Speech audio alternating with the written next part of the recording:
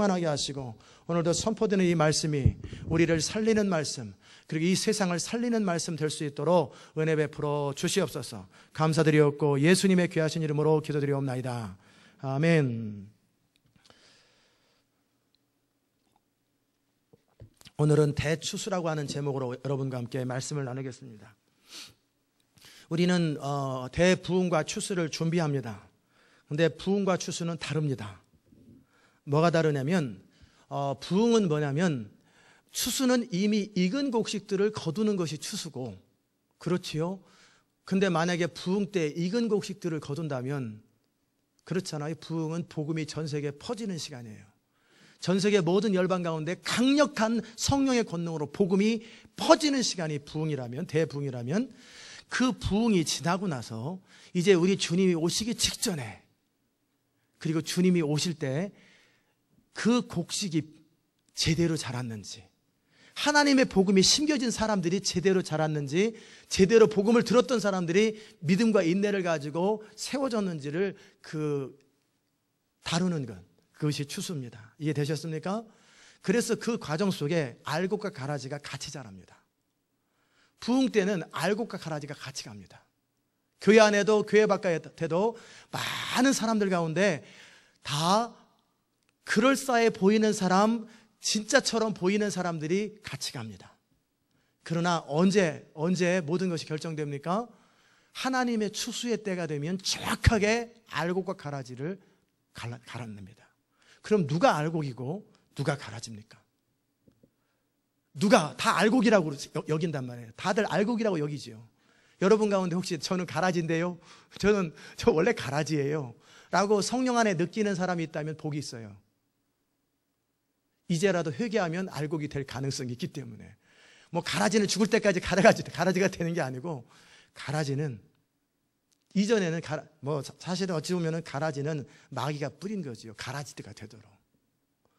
그런데 결국 이 가라지 때문에 짓밟혀가지고 열매를 맺지 못하도록, 성령께서 여러분 가운데 내가 알곡이 아니로구나, 내가 진짜가 아니로구나 혹시라도 깨닫게 해주는 분들은 이제라도 하나님 앞에 매달리세요. 그럼 여러분이 진짜가 될 수 있고 진짜 알곡이 될 수 있습니다. 아멘. 예수님께서 마태복음 13장에 보면은 비유를 말씀하셨어요. 어떤 비유를 말씀하셨냐면 씨를 뿌리는 비유를 말씀하셨어요. 마태복음 13장은 다 천국 비유거든요. 천국의 알곡 가라지 비유예요, 전부 다. 그런데 씨를 뿌렸는데 하나는 길가에 뿌렸어요. 하나는 어디요? 돌짝밭에 뿌렸어요. 하나는 가시밭에 뿌렸어요. 하나는 좋은 땅에 뿌렸어요.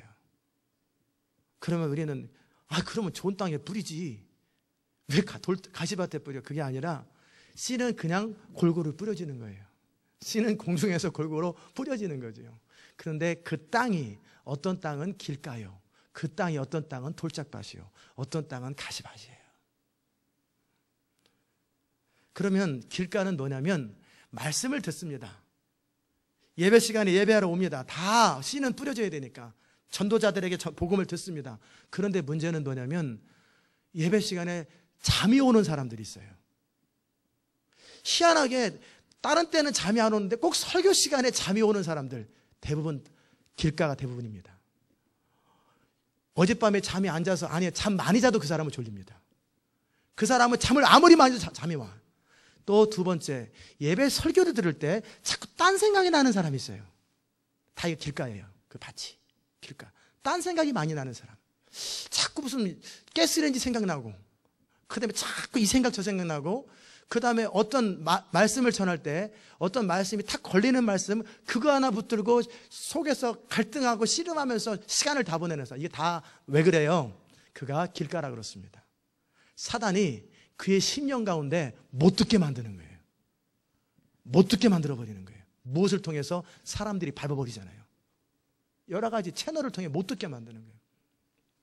혹시 본인이 그렇다고 생각되시는 분들은 그런 소망이 없는 게 아니라 어떻게 해요? 울타리를 쳐가지고 사람 못 지나게 만들고 그냥 쇠사랑으로 파서 딱딱한 것들을 어떻게 해요? 부드럽게 만들어주고 물을 주고 거름을 주면 결국은 어떤 땅이라도 다 옥토가 될 가능성은 있어요. 원래 타고나기에 뭐 다 돌짝밭이고 길가지요. 다 원래 사람이. 그런데 어느 순간에 그가 옥토가 되는 것이지 옥토로 태어난 사람은 없어요. 만약에 그랬다면 불공평하잖아요. 다 돌짝밭 같고 길가 같은 사람들이 이제 다 거기에 있는 돌을 건너내고 그런 거예요. 두 번째 돌짝밭은 어떤 맛이냐면 말씀이 선포됩니다. 너무 좋아요. 말씀을 너무너무 CD를 듣습니다. 너무 좋아요. 할렐루야.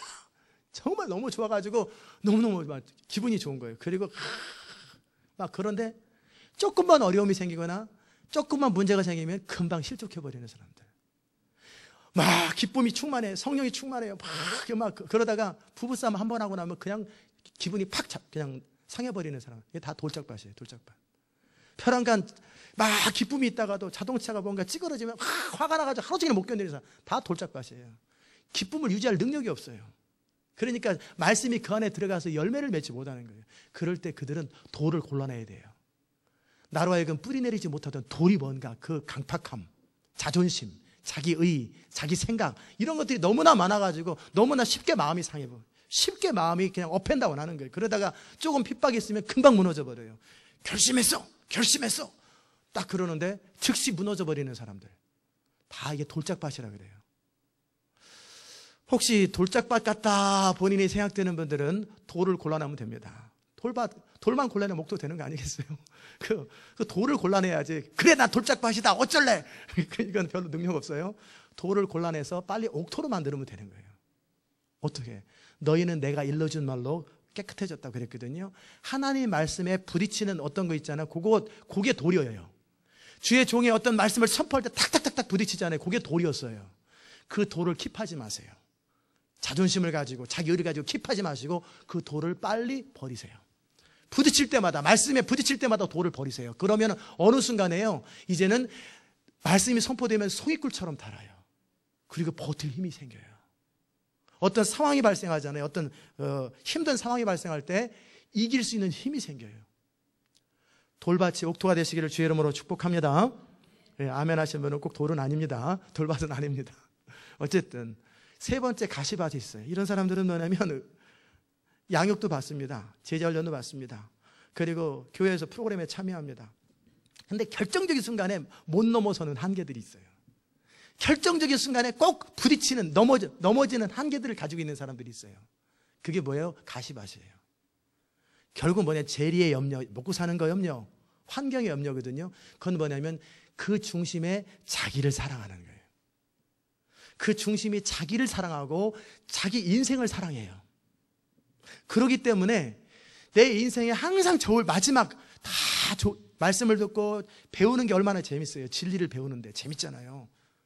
막 재밌어요. 근데 결정적으로 자기 삶에 딱 적용할 때 어느 정도 적용을 합니다. 그러나 결정적으로 딱 부딪힐 때 자기 안에 중심이 이기심하고 딱 부딪히면은 여러 가지 이유가 나면 연약해서요, 부족해서요, 나중에 천천히 아프거든요. 즉시 손해가 나거든요. 그게 다 가시밭이에요. 환경적인 어려움이 닥칠 때 주를 위해서 죽기로 작정했는데 벼랑간 직장 상사가 너 주일날 이번에 교회 나와. 아니 교회 나와 아니라 직장에 나와. 안 나오면 너 잘린다. 그러면은 재리의 염려와 그래서 위해서 그 상사하고 딜을 해야 되는데 주님과 딜을 해. 주님 저 사람은 강팍하고 주님 마음이 넓고 그러니까 주님이 익스큐즈 하시면 안 될까요? 이런 사람들은 뭐냐면 결국 가시밭이에요. 그런 사람들은 항상 그 태도가 그렇기 때문에 진리에 깊이 못 들어가요. 하나님의 영광을 직접 경험 못해요. 항상 그 바운더리에 있어요. 그 주변에서 영광이 뭔지 뭐 다 궁금해하고 다 관심은 있는데 결정적으로 그 사람을 통해서 영광이 나타나지 않아요. 왜냐하면 그 중심에 이기심 때문에 그래요. 그 중심에 이 사람은 무슨 말씀을 들을 때 탁탁 부딪히는 이런 돌 같은 게 없어요. 그렇다고 말씀을 들을 때 졸지도 않아요. 잘 들어요. 양육도 잘 받아요. 책도 잘 읽습니다. 그러나 결정적일 때 뭐냐면 가시밭에 버텨나갈 때 그 가시밭을 뚫고 나가는 힘이 어디서 나오냐면 주의 영광을 사랑하고 진리를 사랑하는 힘이에요. 그 진리를 위해서 기꺼이 내가 억압받고 손해보고 죽어도 좋다라는 거예요. 내가 옳다고 믿는 하나님의 약속을 붙들기 위해서 사자굴에 기꺼이 들어가면 들어가는 거지. 뭐 죽으면 그만이지. 이렇게 진리를 사랑하는 사람들은 이제 옥토로 바뀝니다. 왜? 결국 그 사람들은 뭐를 경험하냐면 하나님 그분을 경험하게 돼요. 하나님의 어떤 선포되는 말씀을 듣는 수준을 넘어서서 그 말씀 가운데 뭐를 하나님 그분을 경험하게 돼요. 그분 자신을 경험하게 돼요. 그분의 얼굴을 직접 보게 돼요. 그것이 능력이 됩니다. 아멘. 정말 여러분 안에 그런 은혜들이 있길 주의 이름으로 축원합니다. 그러면 좋은 것은 뭐냐면 진짜 진리를 추구하는 사람들이에요. 모를 때는 모르는 대로 사는 거죠. 제가 늘 그 얘기 하잖아요. 모를 때는 어떻게 하겠어요? 모르는 대로 사는 거지. 원래 처음부터 알고 태어난 사람 없어요. 다 모르고 태어나지.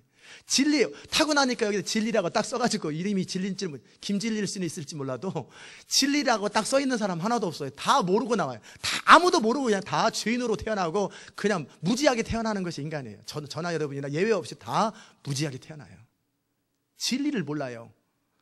그런데 이제 부모를 통해 사람을 통해서 이것저것 정보들을 집어넣고 그래가지고 그것이 본인은 진리인 줄 알았더니 보니까 하나님의 진리와 반대가 되는 이런 상식이나 이런 경험들이 내 머리에 가득 차 있어요. 그러니까 그것이 돌이 되기도 하고 그것이 여러 가지 부담되는 거예요. 그러다가 어느 날 성령을 통해 거듭나고 하나님의 말씀이 그의 삶 가운데 박히기 시작하는 거예요. 그러면서 그 진리가 내 안에 이상하게 부모 말대로 다 했는데, 직장 상사 말대로 다 했는데, 이 세상 사람 말대로 다 했는데 왜 인생이 안 풀리냐, 뭐 진짜 내가 원하는 게 안 이루어지냐, 막 그럴 때 그런 사람들에게 어느 날 진리가 선포됩니다. 하나님의 말씀이 선포되면요, 정말 진리를 추구했던 사람들은 이거로구나. 제가 90년대에 발견했던 진리. 그의 나라와 그의 의를 구하면 이 모든 게 더해진다니. 와, 이거 다 써있네. 그러면 성경이 거짓말 아니면 이게 진짜면은 이대로 살아는 게 맞지. 거짓말이면 성경 버려야 되고. 진짜 그의 나라와 그의 의를 구하면 이 모든 게 더해진다는데 이게 성경을 버리든지 아니면 이대로 살아야 되잖아요. 너무나 분명한 거예요. 진리를 추구하는 사람의 특징, 단순함입니다. 그거야 뭐 어쩌고저쩌고 뭐 연약해서요 부족해 이런 소리 안 합니다. 성경에 써 있어요. 그의 나라와 그의 의를 구하면 이 모든 게 더해진다. 그러면 일단 그 다음에 관심 뭐겠어요? 그의 나라와 그의 의가 뭘까? 그것을 추구해야 되는 게 답이 나왔으니까. 그 답을 향해서 가는 거예요. 모르면 모르는 대로. 그래서 계속 진리의 한가운데로, 그럴 때 지혜가 부족할 때 성령을 의지하면서 계속 가면은 결국 어떻게 해요? 이 사람은 뭔가를 만들어냅니다. 뭔가를 이뤄내는 거예요. 옥토가 되시기를 주의 이름으로 축복합니다. 자, 그런데 성경은 13장에서 뭐라고 말씀하고 있냐면, 마태복음 13장에서 그 천국 비유를, 그물을 던졌는데 좋은 고기와 나쁜 고기를 나누는 것표도 나누고, 그 다음에 가라지가 피는데 가라지를 던지는 자는 악한 자요, 이렇게 쭉 나오다가 결국 뭐가 나오냐면 밭에 감추인 비유가 그 장에 나옵니다. 결국 옥토가 되는 비밀은 뭐냐면, 밭에 감추인 보화를 모를 때는 그냥 살았어요. 왔다 갔다 늘 다녔어요. 그런데 딱 보니까 밭에 감추인 보화를 발견했는데 그 보화의 가치가 상상을 초월하는 가치예요. 이건 절대적인 가치예요. 그러면은요, 내가 가지고 있는 모든 것을 팔 수 있어야 돼요. 야, 이 사업이 진짜 이거는 내가 이 사업을 하면 한 달 이내 주식이 예를 들어서 100배로 늘어날 주식이다라는 사실에 확신이 있으면 저 같으면 어떻게 하겠어요? 성령님이 말씀하셨다든지 확신이 있으면 저는 전 재산 다 팝니다. 내가 얻을 수 있는 모든 것들을 다 동원해 그냥 한 곳에 몰아놓습니다. 그런데 보통 사람 어떻게 해요? 분산 투자하죠. 골고루 하나 망하면 하나 덜 망하게. 그래가지고 이 사람들은 큰 돈을 못 벌어요. 그러나 망하지도 않습니다. 이런 사람들은. 왜? 먹고는 삽니다. 라이프타임 먹고만 삽니다. 정말 큰일을 하는 사람들은요, 어떻게 하냐면 이게 옳다고 하면 자기 전 생애를 걸어요. 거기다가 전부를 걸어버려요. 망하든 흥하든 내가 옳다고 여기고 한번 결정한 것에 끝까지 가보겠다. 이런 사람들은요, 큰 기업을 만들어내든지 정말 뭔가 이뤄냅니다. 그런데 그나마 받는 직장 3,000불씩, 그나마 받는 5,000불 이거라도 놓치면서 살기도 힘든데, 일단 이거 보장하고 나서 그 다음에 엑스트라 하는 사람들은 다 그저 그런 사람들이에요. 이해되십니까? 그런 것처럼 밭에 감추인 보화를 모를 때는 모르는 거죠. 그러나 이거로구나! 그러면 자기의 모든 걸 거는 거죠. 그래서 배 바깥으로 나가보는 거예요. 바로 앞에 가보는 거예요. 홍해 앞에 지나가 보는 거예요. 인생을 걸어보는 거예요. 시행착오 겪으면 어때요? 어차피 인생 또 시간 남아있는데 그 다음에 또 다시 뭐가 틀렸을까? 뭐가 문제일까? 또 다시 인생을 거는 거죠. 이런 자들이 옥토입니다. 아멘. 옳은 것에 자기 생애를 걸 줄 아는 그 사람이 옥토예요. 그 사람의 특징은 열매가 나타납니다.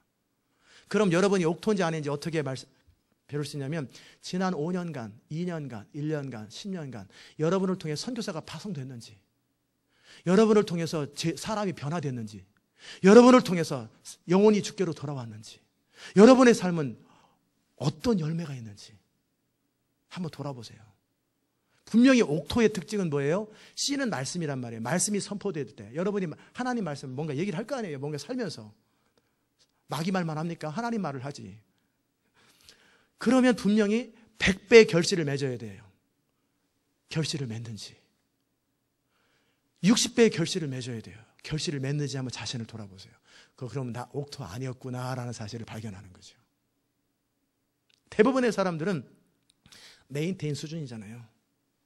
자기 신앙 하나 관리하는 수준. 이거 열매 아니에요.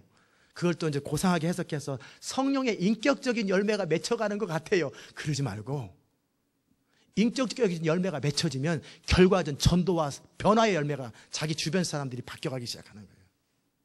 여러분이 어디를 가든지 그 곳이 변화되기 시작하는 거예요. 어떤 사람을 만나든지 결국 그 사람이 바뀌기 시작하는 거예요. 아멘. 그게 뭐예요? 열매예요.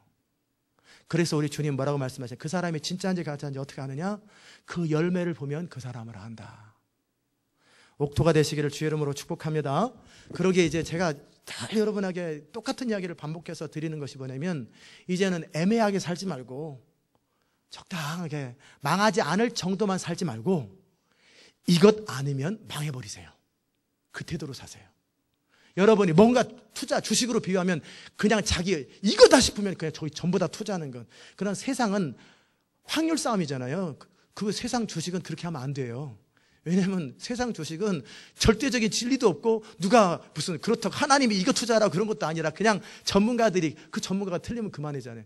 그 진짜가 아닌 사람들한테 여러분의 인생을 걸지 마시고 진짜 살아계신 하나님의 말씀, 그 성령의 음성, 그 이끄심 앞에 자기 전생애를 걸어버리는 거예요. 그런 사람들의 특징이 뭐예요? 열매를 맺는 사람들이에요. 아멘. 여러분이 이미 이제 CD를 듣는 사람들을 위해서 말씀을 드리지만 뭐냐면 제가 한국에서 미국 올 적에 우리 청년들한테 기도를 부탁했어요. 목사님, 미국에 가시는 동안에 저희가 기도를 해드리고 싶습니다. 걔네들은 몇 년 있다 올 줄 알았거든. 근데 아마 기도 안 할지도 몰라요. 근데 적어도 1년을 기도해라 제가 그랬어요. 무슨 기도해 드릴까요? 죽도록 고생하게 해달라고 기도해라. 그 기도 부탁했어요. 나 적어도 1년 동안 고생 좀 확실하게 하도록 기도해라. 내 안에 모든 것들이 다 벗겨지도록 기도해라. 내가 정말 하나님 앞에서 완전히 항복하도록 기도해라. 네가 진짜 나를 사랑한다면 나는 진짜 목사 되고 싶다. 나는 진짜 하나님 사람 되고 싶다. 이게 제 기도 제목이었어요. 그 결과로 진짜 힘들었습니다. 그러나 그것을 통해 진짜 많은 것들을 배웠어요. 무슨 말인지 아세요? 또 두 번째 제가 했던 게 뭐냐면 그 전에 있던 교회에서 5년 만에 돌아오면 3년만 교회 봉사해주면 제 학비와 생활비를 다 대주겠다고 그 안수 집사님, 지금 장로님 다 되신 분들인데 저와 같이 제자훈련 했던, 제자훈련 말고 양육했던 사람들이 목사님을 통해서 저한테 하셨던 말씀, 매달 생활비와 학비를 다 대줄 테니까 Please come, 와달라고. 제가 거절했습니다. 이유는 두 가지. 그 약속에 매이고 싶지 않기 때문에. 두 번째, 더 중요한 이유. 나는 하나님이 나를 먹이는 사람입니다. 나는 하나님이 나를 공급하지 어떤 사람이나 교회가 나를 공급하는 거 아닙니다. 나는 하나님을 의지하고 살고 싶습니다. 난 편안한 삶을 원치 않습니다. 하나님 그분이 나를 책임져주는 그런 인생을 살기 원합니다. 그러기에 모든 안전한 것들을 배수진을 다 쳐버리고 다 가능성을 다 끊어버렸습니다. 그리고 삶의 한복판에서 하나님 그분이 역사 안 하면 죽으면 되는 거고 하나님이 역사하면 그대로 살아보면 되는 거예요. 실패하면 교훈을 얻으면 되는 것이고 인생을 걸고 하나님 앞에 가는 거예요. 이게 뭐예요? 옥토의 특징이에요. 아멘. 여러분이 이제 그런 자세로 살아보세요. 그럼 어떤 일이 생긴지 아세요? 열매가 나타나기 시작해요. 여러분을 주변을 통해 이 땅에 사는 수많은 사람들은 다 진리에 관심이 있고요. 인생에 관심이 있고요. 정말 가치 있는 것에 관심이 있어요. 왜요? 우리는 하나님의 형상을 따라 지음 받았기 때문에 그래요.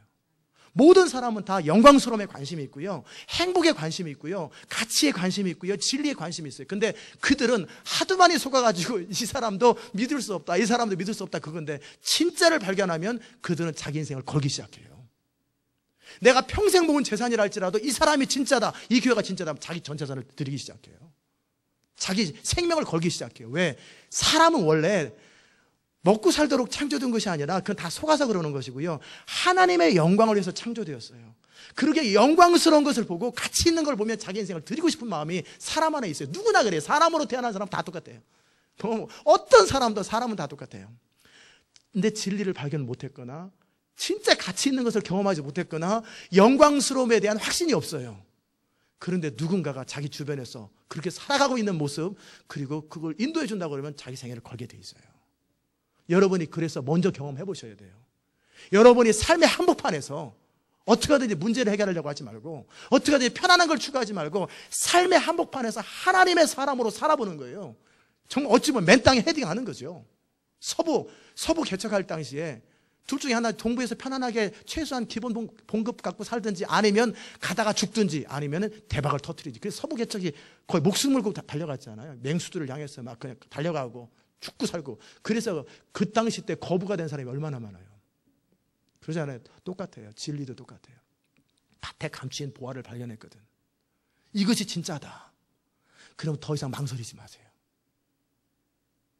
언제? 그냥 가서 삶으로 경험해보고 그 다음에 또 선택하고 그 다음에 선택하고 그 다음에 선택하세요. 시행착오는 과정 속에 있을 수 있어요. 우리가 완전하지 않으니까. 그러나 삶으로. 아멘. 이게 옥토의 특징이에요. 가시밭의 특징은 뭐라고 그랬어요? 다 배운다니까요. 다 안다니까요. 다 좋아해요. 그러나 결정적일 때 인생을 안 걸어요. 항상 본전을 남겨놔요. 만일을 대비해서 또다시 미천을 남겨놔요. 또 사업을 또 시작하지. 항상 이런 사람은 가시밭이에요. 결국 열매를 못 맺어요. 노력은 다 합니다. 다 잘하고 할 거 다 해요. 폼은 다 납니다. 그러나 결정적인 열매는 항상 못 맺어요. 왜? 가시밭이라 그래요. 그 가시가 뭐예요? 내 삶의 이기심이에요. 그래서 지난 금요일날 우리가 이기심을 버리자고 앞에 헌신했던 거예요. 그 가시를 치워버리잖아요. 그러면 그때서부터 인생이 빛나기 시작해요. 그때서부터 여러분의 삶에 홍해가 갈라지기 시작해요. 그때서부터 여러분의 인생 가운데 정말 영광스러움을 경험하기 시작해요. 아멘. 저는 그렇게 살기 원하고 그렇게 살아왔고, 이제는 여러분을 그렇게 만들기 원하는 거예요. 그래서 함께 하나님의 영광을 삶의 자리에 경험하기 원하는 거예요. 자, 우리 주님이 추수에 대한 이야기를 다루면서 그 씨 뿌리는 비유를 말씀하신 것처럼 시대 마지막에 우리 주님은 두 가지 추수를 하십니다. 하나는 뭐냐면 예수님이 직접 하시는 추수가 있어요. 그 추수는 무슨 추수냐면요, 익은 곡식, 모든 환난과 어려움들을 극복하면서 이 마지막 시대 가운데 믿음을 지키는 진짜 하나님의 사람들을 추수하는 추수가 있고요. 두 번째 추수는 뭐냐면 천사들을 통해 납니다. 그 사람들은 예수님이 직접 간섭도 안 해요. 천사들을 통해서 이 땅에서 먹고 사느라고 이것저것 환경 때문에 주의 말씀보다 자기를 사랑하기 때문에 결국 이 세상과 이 세상에 항복했던 사람들, 그래서 그 사람들을 심판하기 위해서 그들을 다 걷어가지고 진노의 포도주단에 던지는 추수를 하게 됩니다. 그것이 오늘 본문의 핵심이에요. 요한계시록 14장에 1절부터 보십시다. 1절에 보시면 내가 보니 어린 양이 시온산에 섰다고 돼 있어요. 그와 함께 14만 4천이 있습니다. 이 14만 4천이 누구일까? 이따 말씀드립니다. 그 이마에, 그 14만 4천 명 이마에 뭐가 있냐면 어린 양의 이름이 있어요. 또 하나님 아버지의 이름이 있어요. 그 말이 뭐예요? 하나님이 보증하는 사람, 개런티하는 사람이라는 거예요. 하나님께서 성령으로 인쳐준 사람들이에요. 이 사람들. 이 사람은 진짜다. 이 사람은 진짜다. 그런 사람들이 있다라는 거예요. 내가 하늘에서 나는 소리를 들으니 많은 물소리도 같고 큰 뇌성과도 같은데 내게 들리는 소리는 검은 것 타는 자의 검은 것 타는 것 같더라. 뭐 천국에서 찬양이 들리나 봐요. 저희가 보좌야 네 생물과 장로들 앞에서 14만 4천 명이 새 노래를 불러요. 근데 땅에서 구속함을 얻은 14만 4천인 밖에는 그 능히 이 노래를 배울 자가 없더라. 이 사람들은 누구냐?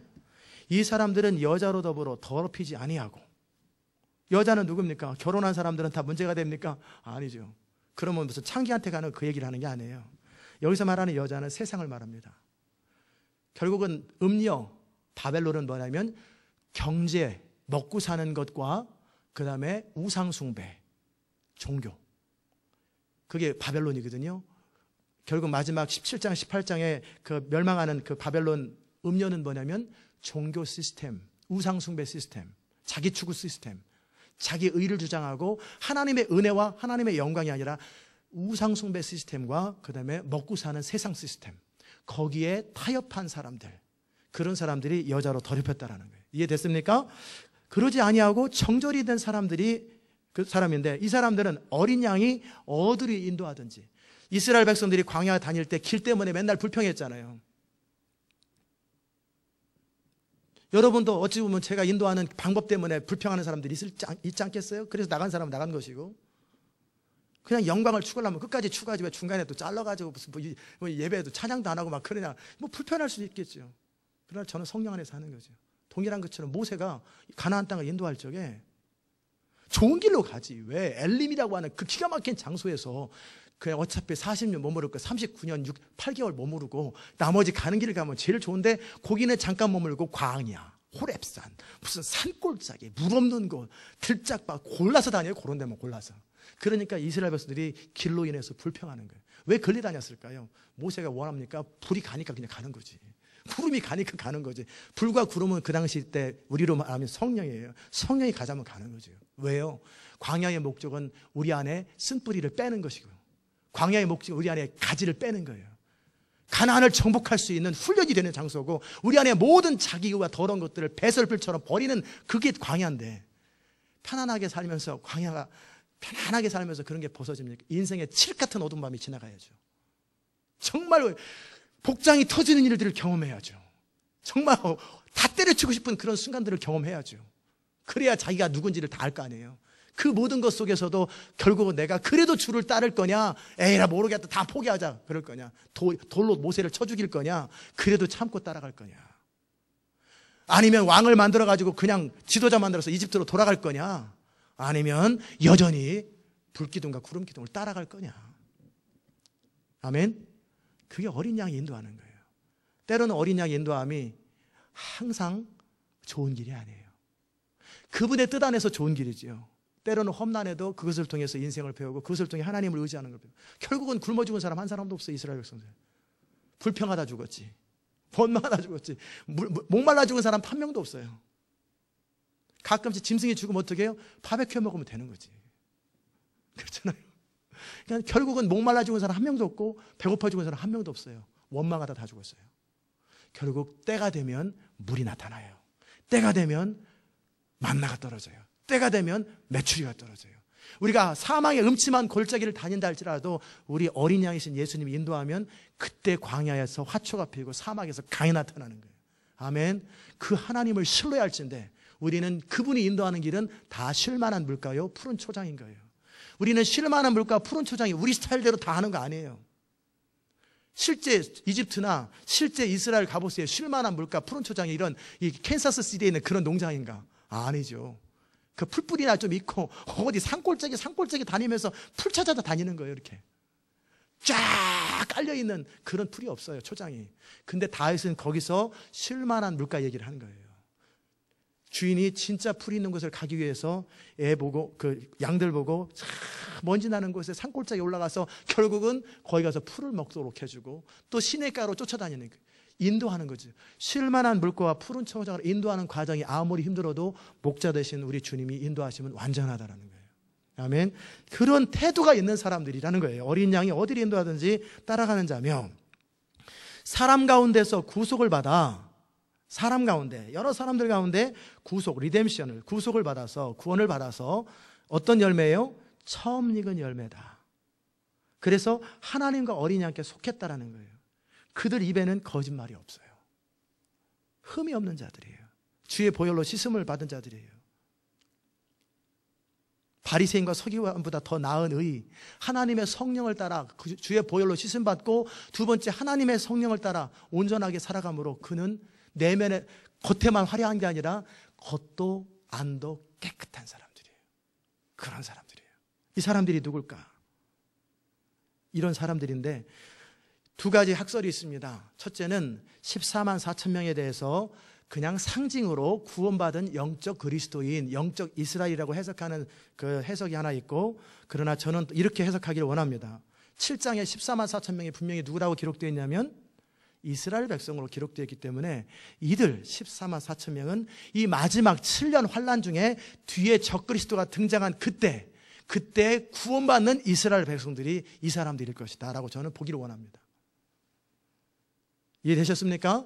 이것만이 진리라는 얘기는 아니에요. 이럴 것이다. 그러면 나머지 이방인들은 누구냐? 6절에 보세요. 또 보니 다른 천사가 공중에 날아가는데 땅에 거하는 자들 곧 여러 나라와 족속과 방언과 백성에게 전할 영원한 복음을 가졌더라. 이 14장에 제가 관심을 가지고 14장을 이렇게 해석하는 이 내용과 이 상황이 언제일까 보면은, 제가 언제라고 보냐면 지금이 아니라, 지금은 과정이고 결국 7년 환란 중에서 마지막 적그리스도가 등장할 그때 나타나는 현상 가운데 구원받을 사람, 버림받을 사람, 그때를 말한다고 저는 그렇게 바라보고 모든 것을 해석하고 있습니다. 그때 천사가 모든 자들에게 복음을 전하고 있어요. 그리고 그들에게 뭐라고 하냐면 큰 음성으로 가로되 하나님을 두려워하며 그에게 영광을 돌리라.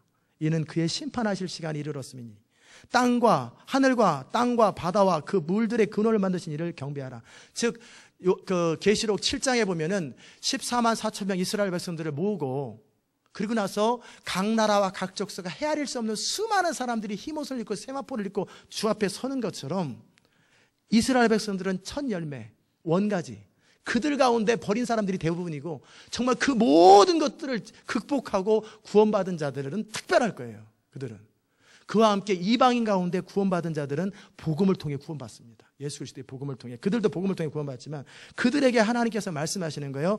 각 나라와 족속과 방언과 백성에게 전할 이 복음이 전해지는 거예요.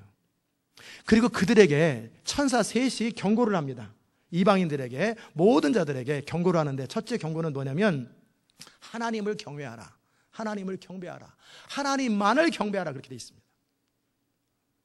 하늘과 땅을 지으신 하나님을 경배하고 이제 심판하실 시간이 곧 이르렀기 때문에 끝까지 믿음을 지키고 인내함을 가지고 자신의 믿음을 지켜서 영원한 하나님의 구원에 참여하라, 그렇게 말씀하고 계세요.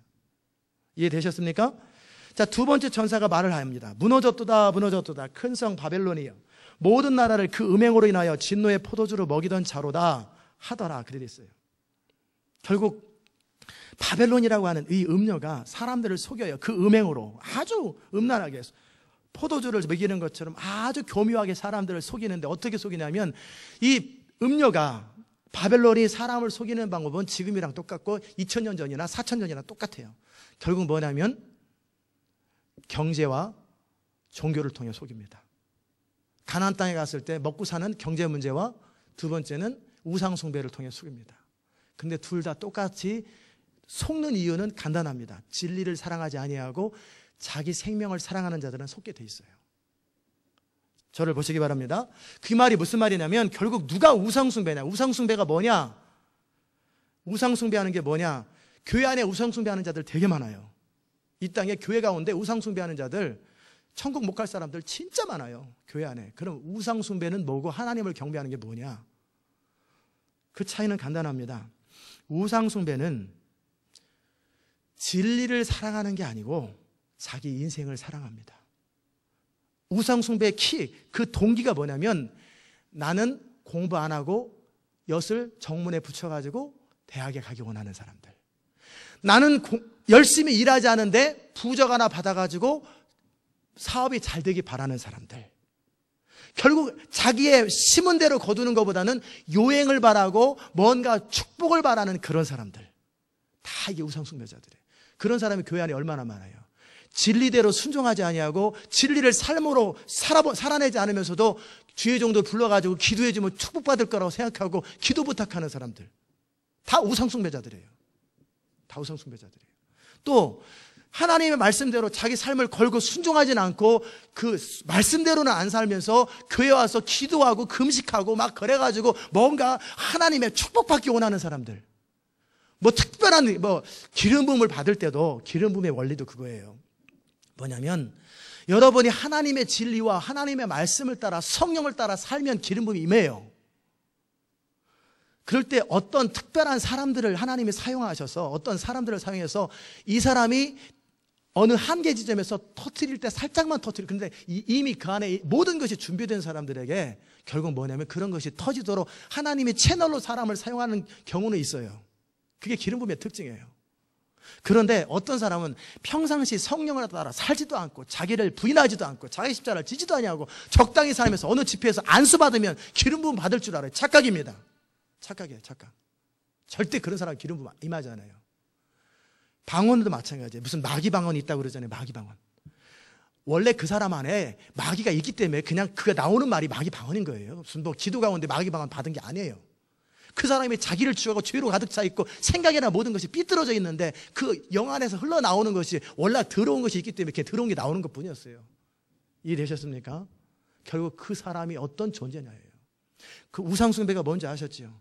정말 진리를 사랑하기 때문에 진리를 위해서 억압받고 진리를 위해서 내가 틀린 것이 있으면 진리 가운데 내 생각을 바꿔줘야 돼요. 나를 쳐서 복종해서 진리를 순종하는 그 사람들은 진리를 사랑하고 하나님을 경외합니다. 그러나 대부분의 사람들은 안 그래요. 적당히 하고 뭐가 임하기 바래요. 적당히 하고 복이 임하기 바래요. 다 그 안에 공짜 심리가 있어요. 공짜 심리. 그게 뭐예요? 우상숭배예요. 우상숭배. 이해되셨습니까? 그런 사람들에게 달콤한 메시지가, 이런 메시지가, 여러분, 사기꾼 메시지인데 이런 메시지. 여러분, 만약에 간증하는 사람 하나 딱 세워놓고 막 그래가지고 여러분이 100불을 내면 적어도 1년 이내에 100배로 늘어납니다. 1000불을 내면 여러분은 1000만불을 벌게 됩니다. 통장에 1000만불이 임할 것입니다. 이런 사기꾼의 말을, 부흥사도 이런 경우 많아요. 내세요. 씨앗처럼 헌금을 내세요. 헌금을 내세요. 그러면 여러분의 1년 이내에 100배로 늘어납니다. 다 사기꾼들이거든요. 그러면 본질 안에 뭐가 있어요? 대박 심리. 벌어도 안 벌리는데 돈이라도 1000불 그냥 속는 셈 치고 보니까 병도 고치고 막 하는 거 보니까 진 사람 말은 진짜 같아. 그럼 이 사업에 투자하면, 이게 하나님 나라니까 1000불 투자하면 벌겠다. 만약에 그렇게 해서 돈을 번다면 창조주체는 뭐예요? 성실한 사람들은 뭐예요? 열심히 눈물을 흘리며 씨를 뿌린 사람들은 뭐예요? 저 같은 맨날 돈 싸들고 다니면서 100배네 그 사람 100배 또 100만불 투자해 1000만불 투자해 맨날 그러고 하겠어요. 다 거짓말입니다. 다 우상숭배예요.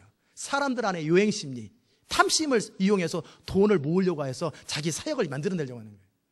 다 사기꾼들입니다. 그거 아니에요. 결과와 상관없는 거예요. 내가 하나님의 나라와 영광을 위해서 헌신하고 싶은데 저 사람이 하나님의 사람 같아요. 그러면 그 하나님의 축복과 상관없이 그냥 내가 마음을 다해서 그분을 위해서 헌금하는 거고 투자하는 거지. 하나님을 위해서 결과와 상관없이. 그런데 지나다 보니까 하나님께서 제 중심을 보시고 복을 주셔가지고 결과적으로 보니까 야 진짜 부자 됐네. 뭐 이럴 수는 있어요. 진짜 그 중심을 보고. 그러면서도 성령 안에서 열심히 성실하게 살아가는데 하나님께서 지혜를 주시고 계시를 주셔서 길이 열려가지고. 그런데 이거 내면 그 사행심리, 요행심리, 이게 다 우상숭배예요. 우상숭배. 그 중심이에요. 이해되셨습니까? 헌금하는 것 자체가 문제가 아니에요. 그 중심이 뭐냔 말이에요. 사자거리에 들어가면 주님이 고쳐줄 거야. 그럼 난 슈퍼스타 되겠지. 근데 아니죠. 풀무벌에 들어간 사람은 주님이 건져줄 거지만 안 건져 불에 타 죽어도 저는 괜찮아요. 그렇게 결정하고 들어가잖아요. 안 건져도 상관없다고. 나는 주의 뜻을 지킬 뿐입니다. 나는 하나님 나라로 해서 내 인생과 물질을 드릴 뿐입니다. 왜? 내가 사는 목적이 하나님의 영광이고 하나님 나라니까 내가 가진 것을 가장 소중한 걸 주님의 나라를 위해서 효과적으로 사용되는 곳에 드리는 거지요. 그 결과는 상관없는 거예요. 건져주시는 건 하나님이 하시는 거예요. 그런 자들에게 하나님이 은혜를 주시고 복을 주시는 거예요. 아멘. 헌금 자체가 문제가 아니에요. 그 중심의 동기예요. 우상숭배의 동기, 기복신앙의 동기, 기복신앙은 우상숭배입니다. 축복. 축복을 받으려면 성실하게 사세요. 말씀대로 사세요. 충성스럽게 사세요. 절대적으로 기도하세요. 하나님의 뜻대로 순종하세요. 그러면 복 달라고 안 그래도 그냥 복이 당해 저절로 임합니다. 아멘. 이게 진리의 힘이에요. 두 번째, 음료는 뭐냐면 사람 안에 자기 생명을 사랑하는, 똑같잖아요. 자기 생명을 사랑하는 것처럼 자기 생명을 사랑하는 게 뭐냐면 결국 먹고 사는 것. 하나님 말씀도 좋고 복음도 좋고 은혜도 좋고 다 좋은데 일단은 목구멍이 포도청이라고 일단 먹고 봐야죠. 먹는 것부터 해결해야지. 항상 본전이 중요한 사람, 항상 먹고 사는 게 중요한 사람, 이런 사람들은 다 음료한테 속아요. 적거리 시스템이 다가올 때 결국은 목사님 말씀 무슨 말씀인지 알지만 그래도 살아야 되지 않겠어요. 그리고 결국 표를 받게 돼요. 왜? 먹고 사는 게 중요하기 때문에. 먹는 게 중요하기 때문에. 이 경제로 무너지는 사람이나 우상숭배로 무너지는 그 동시에 핵심이 뭐냐면 자기 사랑이에요. 자기 생명을 사랑하는 자는 잃을 것이요. 아멘. 나를 위하여 자기 생명을 미워하는 자, 진리를 추구하는 자, 그런 자들은 얻을 것이다. 이해됐습니까? 셋째 천사, 그 뒤를 따라 큰 음성으로 가로되 만일 누구든지 짐승과 그의 우상에게 경배하고 이마에나 손에 표를 받으면 어찌 된다고 그랬어요? 몰라서 받았는데요. 어쩔 수 없이 우리 목사님이 괜찮다고 그래서 받았는데요. 아무 상관없다니까요. 결국은 표를 받았느냐예요. 그래서 이 계시록의 말씀을 성경이 모든 사람에게 주어졌잖아요. 읽는 자가 복이 있고 듣는 자가 복이 있고 그 가운데 기록된 것을 지키는 자가 복이 있다고, 때가 가깝다고 분명히 그런 거예요. 그렇기 때문에 받지 말라고 돼 있으면 절대 받으면 안 되는 거예요. 누가 설득하든 결국 성경이 맞아요. 그 목사님이 맞는 게 아니고 그 종교 지도자가 맞는 게 아니에요. 성경이 맞는 거예요. 그러기에 받지 말라고 돼 있으면 이마나 손에 마크, 받지 말라는 거예요. 그러면 그 사람도 그가 선교를 아무리 많이 했든 헌신을 마음만이 했든 아무 상관없어요. 그런 사람 받지도 않겠지만 하나님의 진노의 포도주를 마시리니 결국 그 사람들 왜 받아요? 결국 살려고 받는 거지. 살려고. 자기 생명을 사랑하기 때문에. 진노의 포도주를 마시리니 그 진노의 잔에 섞은 것이 없이. 이 섞인 것이 없다라는 말이 무슨 말이냐면 그냥 물을 좀 타야 돼야 되는데 100% 그냥 포도주라는 거예요. 그 말이에요. 그 말은 뭐예요? 진노를 받되 쉬지도 않아요. 천삽두고 하루에 한번 펴야 되잖아요, 북한 사람들은. 근데 제가 그거 한번 해봤는데 1000번은 아니고 100번을 삽질을 하고 허리 한번 피는데 그것도 못 하겠더라고요. 한 20번 삽질하고 허리 한번 펴야지. 너무 힘드는데, 근데 북한 사람들은 완전히 고문을 시키잖아요. 천삽을 뜨고 허리 한번 펴고 또 바로 허리 한번 폈으면 바로 또 삽질을 해야 돼. 그런데 나중에 표를 받은 사람이나 이렇게 하나님의 복음을 거절한 사람들은요, 유황과 불에 타서는데 단 0.1초도 쉼이 없이 계속 타요. 그게 섞인 것이 없다라는 것이 뭐냐면 진노가 계속 임한다는 게, 그냥 100% 진노가 약간씩 약간 더 셌다 덜 셌다 덜 셌다 그게 아니라 확실한 진노가 계속 영원히 임한다라는 거예요. 이해되셨습니까? 섞인 포도주가 뭔지. 거룩한 천사들 앞에 어린 양 앞에 불과 유황으로 고난을 받으리니 그 고난의 연기가 세세토록 올라가리로다. 누가에게? 짐승과 그 우상에게 경배하고 그 이름의 표를 받는 자마다 밤낮 누구든지 쉼을 얻지 못하리라. 쉼을 얻지 못해. 받지 마시기를 주의 이름으로 축복합니다. 우상 숭배하지 마시고 먹고 사는 것 때문에 주를 배반하지 마세요. 결국 우리는 생명보다 주를 사랑하셔야 돼요. 그런 자들이 추수입니다. 정말 절대 지옥은 가지 마세요. 여러분이 지옥이 얼마나 무서운지 잘 안 느껴지고 그러기 때문에 주의 말씀 이 경고를 무시하면서 여전히 술집에 앉아있는 사람들, 그 사람들은 이 말씀을 듣고 이거 한번 해보세요. 가스레인지 켜가지고 거기다 손 올려놓으세요. 질 때까지 한번 해보세요. 지옥이 얼마나 뜨거운가. 하나님 말씀을 어기면서 어영부영 타협하는 사람들 어떻게 한번 해보냐면 가스레인지에다가 기름을 넣어놓고 펄펄 끓이는데 거기다 손 한번 집어넣으세요. 그보다 더 뜨거운 것이 영원히 있어요. 이 가스레인지에 올려놓는 손이야 좀 이따 화상 나오면 되잖아요. 그러나 영원한 지옥, 술 취하는 자들, 거짓말하는 자들, 속이는 자들 다 지옥 가거든요. 이런 자들은 영원토록 쉼이 없어요. 제발 가지 마세요. 눈을 빼서라도 가지 마세요. 팔을 잘라서라도 가지 마세요. 정말 안 느껴지거든. 주의 말씀이 선포되는데 여전히 자기 욕구가 말씀보다 더 강하거든. 한번 경험해보라는 거예요. 진짜 화상 입을 것 같아 너무 겁나면은, 용기가 없으면은 일단 가스레인지 한참 데핀 다음에 끈 다음에 그 위에 뭐 올려놓는 거 그 뜨겁잖아요. 거기다 손 한번 대보라고. 살짝이라도. 그럼 얼마나 뜨거운가. 이거를 계속 된다고 생각해 보세요. 그것도 안 되면 젓가락을 가스레인지에 뜨겁게 빨갛게 데핀 다음에 그걸 한번 몸에 대보세요. 그리고 흔적을 한번 가져보세요. 영광스러운 건 아니지만, 그리고 다시는 하나님 말씀 어길 생각하지 마세요. 아멘. 이게 안 느껴지는 분은 그렇게라도 하세요. 저는 예수님의 십자가를 생각할 때 저는 못을 홈디포에 사가지고 못을 갖고 다녔어요. 지금도 집에 있어요. 대못을 가지고 여기다 찔러보는 거. 언제까지? 뻥 뚫을 때까지는 아니고 피 나오기 직전까지, 완전히 표시날 때까지 계속 찔러 힘을 가해보세요. 얼마나 아프지 몰라요. 근데 이 손등에다 못을 누르면 더 아파요. 와, 나는 여기까지 피도 안 나왔는데 이렇게 아픈데 우리 주님은 뻥 뚫을 때까지 들었으니 얼마나 아플까? 얼마나 아플까? 이게 안 느껴지니까 저는 그런 것도 하는 거예요. 그런 것도 한번 해보는 거예요. 어느 목사님은 정말 자신이 경건하지 못하는, 자꾸 안일해지고 너무나 편안한 삶을 추구하기 때문에 금요일마다 그 목사님 어떻게 주무시냐면 서재에다가 자갈을 깔아놓고요, 그냥 그 천 하나만 살짝 깔고 그냥 자갈에서 주무신대요. 얼마나 배기겠어요. 그렇게 해서라도 자기를 일깨우려고, 와신 상담처럼 그렇게 자기를 일깨우려고, 그렇게까지 해서라도 자기를 지키는 사람들이 있는데, 아멘. 깨어있기를 주의 이름으로 축복합니다. 절대 지원 가지 마세요. 자, 12절 보십시다. 그러기에 성도들의 인내가 여기 있나니, 그 마지막 세대 그들에게 성도의 인내가 여기 있나니 저희는 하나님의 계명과 예수의 믿음을 지키는 자니라. 언제까지? 생명을 다해서 계명을, 어떤 유혹이 있고 어떤 핍박이 있고 있어도 여전히 하나님의 계명과 예수의 믿음을 지키는 자들이 성도라는 거예요. 이 성도들이 천국의 혼인잔치에 참여하는 사람들이에요. 13절 보십시다. 또 내가 들으니 하늘에서 음성이 나서 가라되 기록하라, 꼭 기록하고 전하라, 이 말이에요. 지금 이후로, 즉 그 당시 때 이제 이 마지막 환난, 적그리스도의 시스템 속에 들어갔을 때는 뭐냐면 누가 복이 있냐면요, 주 안에서 죽는 자들이 복이, 믿음을 지키다가 죽는 자들이 복이 있어요. 왜냐하면 살 방법이 없거든요. 살 방법이 없어요. 죽어야만 벗어나요. 어떻게 3년 반 동안 밥 안 먹고 살아요?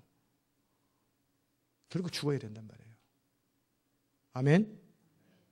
그러면 두 가지가 있어요. 그러면 마지막 7년 환란 중에 후 3년 반 동안에 일어나는 적그리스도 등장할 때, 이게 그때 그 내용이라면, 그 내용인데 뭐냐면 그 3년 반 동안에 두 종류의 성도가 있습니다. 하나는 지금부터 미리 깨어서 성령의 음성을 들을 줄 아는 사람들. 그러기에 그때 때가 되면은 성령이 여러분을 부를 거예요. 주님이 재림 때 휴거된다는 게 아니라 그건 나중에 일곱째 나팔, 마지막 그 적그리스도의 시스템 3년 반이 다 끝난 다음에 환란이 왔다고 해요. 휴거가 오는데 그 기간 동안에 성령이 여러분을 부를 거예요. 어디로 가라고. 그럴 때 평상시 그 음성을 들을 줄 모르는 사람들은 어떻게 하겠어요? 믿음 좋은 사람이라도 따라가야 되는데 삶을 포기하고 따라가는 게 쉽지 않을 거 아니에요. 성령의 음성을 들을 줄 알아야 그 사람들은 3년 반 동안에 우리 주님께서 특별히 예비한 피난처로 가요. 갈 수 있기를 주의 이름으로 축복합니다. 가면 이 3년 반 동안 안 굶어도 돼요. 이 핍박 안 겪어도 돼요. 주님의 피난처가 따로 있으니까. 그런데 그 주의 음성을 그러면 듣는 것이 참 중요해요. 그때 이 사람은 이런 말 할 거, 저 사람은 저런 말 할 거, 이 목사님은 이런 말 할 거, 온갖 사람들이 다 이 집사님은 저런 말 할 거, 저 집사님은 저런 말 할 것이고 막 그런단 말이에요. 그런데 누가 도대체 많은지 어떻게 알아요?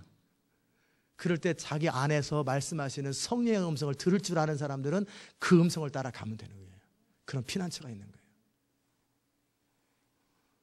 그런데 이제 못 간 사람들은 어떻게 되냐면, 못 들은 사람들은 한마디로 깨어있지 못하고 성령 안에 살지 못하고 늘 그 사람들의 특징은 자기 뜻대로 자기 마음대로 살았던 사람이에요. 교회는 다니지만 성령의 음성을 누가 듣느냐? 어쩌다 한번 듣는가 말고 유절리 듣는 사람들은 누구냐면 요한복음 7장 17절에 그렇게 말씀하셨어요. 너희가 하나님의 뜻을 행하기를 원하면, 행하려고 하면 이 말이 내가 스스로 하는 말인지 하나님 아버지로부터 나온 말인지 니들이 스스로 알 거다, 우리 주님 그러셨어요. 무슨 말인지 아십니까? 제가 지금 선포하는 말씀이, 이 말씀이 여러분이 성령의 사람이면 제가 가짜인지 진짜인지를 여러분이 그냥 알아요. 제가 가짜면 여러분이 진짜예요. 제가 가짜예요. 그럼 여러분 떠날 거예요. 기도하든지. 아니면 여러분이 가짜면은 못 알아들을 거예요. 그러나 여러분이 진짜고 저도 진짜면은 성령이 서로 컨펌하실 거라고요.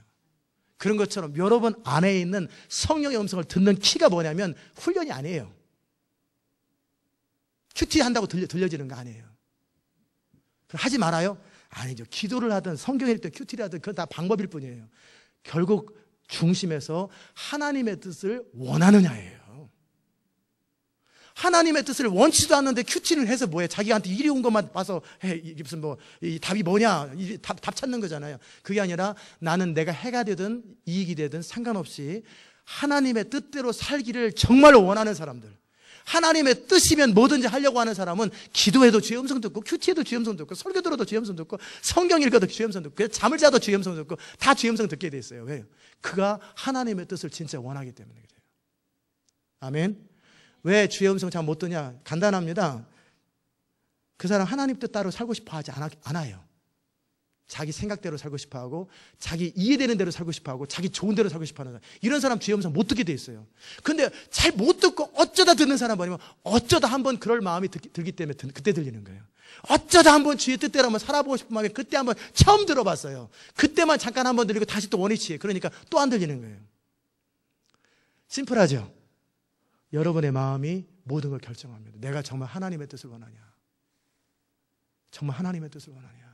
손에 대어도, 이해가 안 돼도, 하고 싶지 않아도. 그런 사람은 지금부터 성령의 음성을 듣게 돼 있어요. 그런데 그 성령이 이 마지막 때도 여러분을 인도하세요. 깨어있기를 주의 이름으로 축복합니다. 근데 남아있는 자들 어떻게 하면 좋겠냐? 이제 혹시라도 여러분 가운데 남아있는 자가 있을 수 있거든요. 그들을 위해서 제가 복음을 가르쳐 드릴게요. 죽으세요. 죽으면 됩니다. 근데 그냥 죽으면 핍박받다 죽잖아요. 그냥 고문받다 죽으면 그것도 억울하잖아요. 그러지 말고 딱 보니까 부인이 없어졌다. 휴거는 안 됐는데 분명히 부인이 없어졌다. 그럼 이 사람은 성령을 따라 간 거예요. 남편 보고 가자고 분명히 그랬던 것 같은데 자기는 거절했는데 어쩔 수 없이 부인이 기도하고 혼자 갔어요. 그럴 때 남편이 없어졌다. 그럴 때 내가 남은 자가 되었구나. 어떻게 하냐? 그때 선포했던 말씀이 맞구나. 이제부터라도 복음을 전하자. 회개하고 중심으로 금식하며 회개하세요. 그리고 그냥 과감하게 어차피 고문받아 주구나, 잡혀 주구나 마찬가지. 그때서부터 막 복음을 전하기 시작하는 거예요. 막 그냥 결사적으로 복음을 전하는 거죠. 예수만이 길이라고 막 성령의 인도를 받아가면서 막 복음을 전하다가 그러다 순교하면은요, 숨은 사람보다 상급이 더 큽니다. 이 사람은 복음 전하다 죽은 순교자잖아요. 고문받다 죽고 간신히 자기 믿음 지킨 게 아니라 자기 믿음 지키다 죽은 거는 고문받다 죽은 사람이고, 그러나 막 복음을 사방에 막 전하기 시작하는 거예요. 막 그때라도 정신을 번쩍 차려야지. 왜? 현실이니까. 그때 열심히 막 복음을 전하는 거예요. 봐서 표 안 받은 사람들 막 있을 거 아니에요. 막 그런 사람들 막, 근데 복음도 모르는데 얼떨결에 자존심 때문에 안 받은 사람들, 뭐 이런 사람들 가서 막 복음을 전해가지고 그때는 이제 핍박받아 죽어야 돼요. 그런 사람들은 소망이 있는데, 문제는 그나마다 깨어있지 않은 사람들이 그때라도 또 깨어있을까? 이제 퀘스천이죠. 그러나 복음은 그겁니다. 그래서 뭐라고 그랬냐면, 우리 주님께서 이제 이후에는 주 안에서 죽는 자가 복이 있다. 죽으라는 거예요. 타협하지 말고, 살려고 하지 말고 죽어라. 그런데 죽되 그냥 고문받아 죽지 말고 핍박받아 죽으세요. 복음을 전하다 죽어요. 그러나 더 좋은 거는 뭐예요? 성령을 따라 미리 부흥 때 쓰임받고 적그리스도 시스템이 등장하기 전에 열심히 미리미리 복음을 전하고 최선을 다하다가 주의 음성 듣고 어딘가 피신해 있든지, 아니면 그 전에 일찍 주님 부르심을 받든지, 이런 자들이 복이 있어요. 아멘. 주 안에 죽는 자들이 복이 있다 하심에 성령께서 컨펌하시기 전에 맞다, 그러하다, 저희 수고가 그치고 쉬리니 이는 저희 행한 일이 따름이라 하시더라. 그 다음에 마지막 3년 반 때 남아있을 사람들이 또 있어요. 깨어있지 못하는 사람도 남아있지만 그때 두 증인처럼 스페셜하게 남겨둔 사람이 있을 수는 있어요. 왜? 이 땅에 남은 자들 가운데 여전히 복음을 전해줘야 되기 때문에. 그거는 뭐 진짜 순교의 사명을 가지고 있는 사람들이 그때 복음을 전하겠지요. 열방 가운데. 그야 하나님께서 부르심에 따라 사는 거지만, 어쨌든 여러분이 깨어있기 바랍니다. 그 다음에 14절에 보시면 추수가 나옵니다. 내가 보니 흰 구름이 있고 구름 위에 사람의 아들과, 인자지요, Son of Man, 예수님입니다. 사람의 아들과 같은 이가 앉았는데 그 머리에는 금 면류관이 있고 그 손에는 이한 낫, 날카로운 낫이 있더라. 또 다른 천사가 성전으로부터 나와 구름 위에 앉은 이를 향하여 큰 음성으로 외쳐가로되 내 낫을 휘둘러 거두라. 거둘 때가 이르러 땅에 곡식이 다 익었음이로다 하니, 그럴 때 내 낫이란 단어를 사용했다고 예수님 아니라고 생각하면 안 돼요. 왜냐하면 그냥 영어에는 반말 안 합니다. 근데 한국 사람이 이거 잘못해서 반말을 써놓은 거예요. 당신의 낯을 휘둘러 거둘 때가 이르렀으니 당신의 낯을 휘두르소서, 이렇게 존댓말을 썼었을 텐데 분명히. 근데 영어로는 그냥 이런 게 없으니까 이걸 해석을 반말을 해놓은 거예요. 그러나 어쨌든 당신의 낯을 휘두르 거두소서. 즉 천사는 뭐예요? 타임직이죠. 시간이 되었다라는 것을 알려주는 거예요. 주님이 몰랐을까 봐? 아니죠. 그냥 천사는 자기 역할을 감당하는 것이고, 그때 주님께서 이제 낫을 들어서 추수하기 시작합니다. 어떻게 해요? 주님이 추수의 천사들을 보내기 시작하고 하나님 직접 주님께서 일하십니다. 자, 근데 그 곡식이 어떻게 다 익었다고 그랬어요? 제가 처음에 말씀드린 것처럼 곡식이 씨가 뿌려졌던 것을 부흥이라고 그랬어요. 그리고 사람들이 회개하고 돌아오는 것. 그런데 이 모든 시간들이 지나가면서 결국 곡식이 익은 거예요. 익은 곡식들이에요. 알곡과 가라지가 가려졌어요. 그래서 이 알곡들이 찼기 때문에 이들을 거두는 추수가 첫 번째 추수고요. 두 번째 추수는 같은 동시에 일어나는데, 또 다른 천사가 하늘에 있는 성전에서 나오는데 또한 이한 날카로운 낫을 가졌더라. 불을 다스리는 다른 천사가 제단으로부터 나와 날카로운 낫을 가진 자를 향하여 큰 음성으로 불러가로되, 이건 네 맞습니다. 당신이 아니고, 네 이한 낫을 휘둘러 땅에 포도송이를 거두라. 그 포도가 익었느니라. 그랬더니 천사가 낫을 휘둘러, 이게 다 실제 낫을 휘두르는 게 아니라 이 추수할 때 상징이잖아요. 추수의 천사들이 바람을 분다든지 뭐 그러겠지. 아니면은 이 뒤에 천사들은 뭐냐면 진노의 추수를 거두는 자들이기 때문에 심판을, 재앙을 선포하는 거죠. 대접 재앙들을 막 선포하는 거예요. 하나님의 진노의 큰 포도주들을 던지더라. 그랬더니 성 밖에서 그 틀이 밟히니, 포도주 틀이 밟혔는데 틀에서 피가 났어요. 즉 죽은 사람의 피가 어느 정도냐면 1600 스타디온, 즉 200마일, 피가 고여가지고 200마일까지 피가 가지고, 몇 명이 죽어야 200마일까지 피가 있겠어요? 200마일이면 얼마나 많아요? 조지아 땅 전체 저 피가 가득한 거예요. 그러면 얼마가 죽어야 돼요? 적어도 20억 정도가 죽어야 이 정도 되지 않겠어요? 엄청난 사람들이 그때 막 죽는 거예요. 막 죽는 거예요. 그 이상의 사람들이 막 죽어가는 거예요. 다 이해됐습니까? 14장이? 왜 대답을 안 하세요? 다 이해됐습니까? 네. 아멘을 잘하시는 분에게 복이 많이 있기 바랍니다. 네. 정말 아멘은 중요합니다. 하나님 말씀 믿습니다, 맞습니다, 그렇게 하겠습니다라는 뜻이에요. 아멘이. 제가 이렇게 선포할 때 그만 침묵하고 듣지 말고 자꾸 입으로 고백하고 아멘 하시고 아멘 하시고, 좀 쑥스러우면 적은 소리라도 자꾸 아멘 자꾸 하시는 게 좋아요. 아멘. 네. 이 말씀 전체를 통해 우리 주님께서 우리에게 하시는 말씀이 뭐냐면 깨어있는 성도가 되라는 거예요. 이 교회는 마지막 부흥과 추수를 준비하는 교회예요. 부흥을 위해서 강력한 하나님의 부흥이 우리 가운데 권능으로 임할 때 부흥의 일꾼이 되어서 불과 같은 사역자가 되는 거예요. 성도는 부흥 때 불입니다. 그리고 부흥의 천사들은, 추수의 천사들은 바람입니다. 바람이 불어요. 엄청난 회오리 바람이 불입니다. 일단 불이요, 호롱불 같을 때는 바람 불면 꺼지지만 이미 산불이 시작돼 버리잖아요. 그러면 바람 불면 전 세계로 퍼집니다. 그래서 천사가 강력하게 불지 않는 이유가 뭐냐면 꺼지니까. 근데 이미 어느 정도 불이 충분히 타면 그 다음부터 이제 천사가 부흥을 불기 시작합니다. 강력하게 불면은 전 세계로 확 퍼져버립니다. 산불이, 세계적인 산불이 돼요. 이 부흥 때 쓰임 받는 거예요. 불을 담을 수 있는 그릇이 돼서 불의 사역자가 되는 것이 첫 번째 이 교회를 향한 부르심이고요. 두 번째는 뭐냐면 그 부흥 때 복음을 전하되 은혜의 복음, 축복의 복음만을 전하지 마시고 심판의 복음을 전하시래요. 그래서 이 마지막 때를 준비하게 하셔야 돼요. 그래서 정말 이제 왕을 맞이할 준비, 심판주를 맞이할 준비, 그래서 목숨을 걸고 예수를 믿도록 가르쳐줘야 돼요. 그저 축복, 예수 잘 믿으면 자식 잘 됩니다, 하나님 이런 복음 전하지 말고, 이제는 이 마지막 부흥 때는 뭐를 전해야 되냐면 대부흥이잖아요. 그럴 때는 하나님 앞에 똑바로 살으라고 심판의 복음을 전하고 왕의 복음을 전하고 경고의 복음을 전해서 그들이 왕 앞에 엎드리고 항복하라고 그래야 돼요. 완전히 쳐서 복종시키는 그 복음을 전해야 돼요.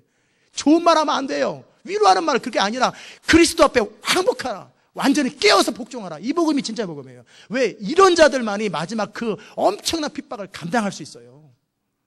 저는 만약에 우리 교회에 속한 성도들 가운데 마지막에 나이스하고 좋은 목사 돼가지고 다 표받아가지고 다 지옥 가서 같이 만나는 거예요. 동지들끼리 저랑 같이 만나서 집사님도 오셨어요, 목사님도 오셨네요. 아, 위로가 됩니다. 우리 지옥에서 영원토록 고통받읍시다. 아니잖아요.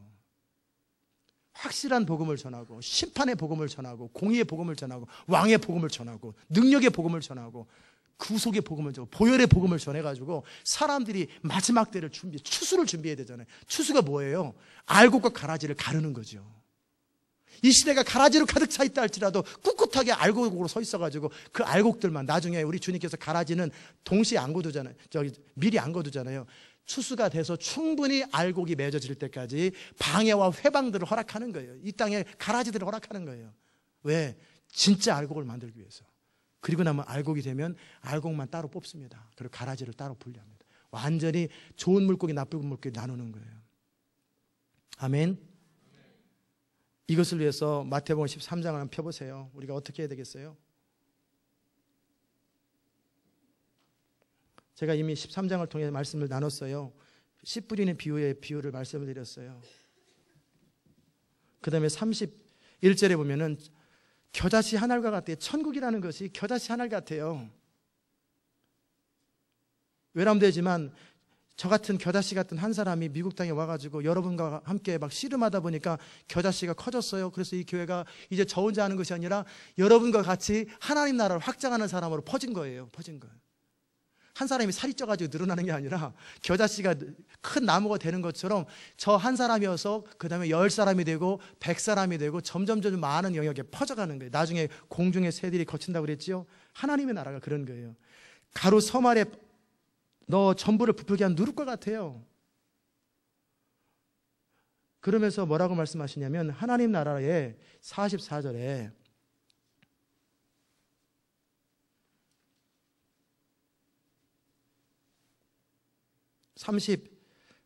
38절에 37절에 대답하기를 좋은 씨를 뿌리는 자는 인자요 세상 밭은 세상이요 좋은 씨는 천국의 아들들이요 가라지는 악한 자의 아들들이요 가라지를 심은 원수는 마귀요 추수 때는 세상 끝이요 추수꾼은 천사들이 다 나와 있지요.